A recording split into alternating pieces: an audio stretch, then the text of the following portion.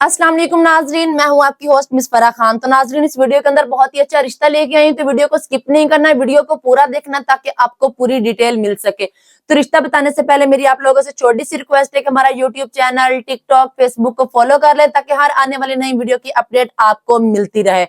इस वीडियो के अंदर जो रिश्ता है उसका कोड है AB1025। AB1025 इसका कोड है। लड़की की जो उम्र है वो 30 साल है। जात उनकी सैयद बुखारी है। कद उनका 5 फुट 3 इंच है। तालीम उनकी BA है। दूसरी शादी है इनकी। पहली शादी से इनको तलाक हो चुकी है। घर अपना जाती है। लड़की का अपना जाती घर है जो कि लड़की के अपने नाम है। बच्चा इनका कोई नहीं है। भाई 2 हैं, बहनें 2 हैं। लड़की का अपना घर है और ये इनकी डिमांड ये है कि लड़का इनके साथ इनके घर में रहे। घर दमाद क्या, लड़की का बिल्कुल अपना अकेला घर है, बस 2 मियाँ बीवी अपने घर में रहेंगे।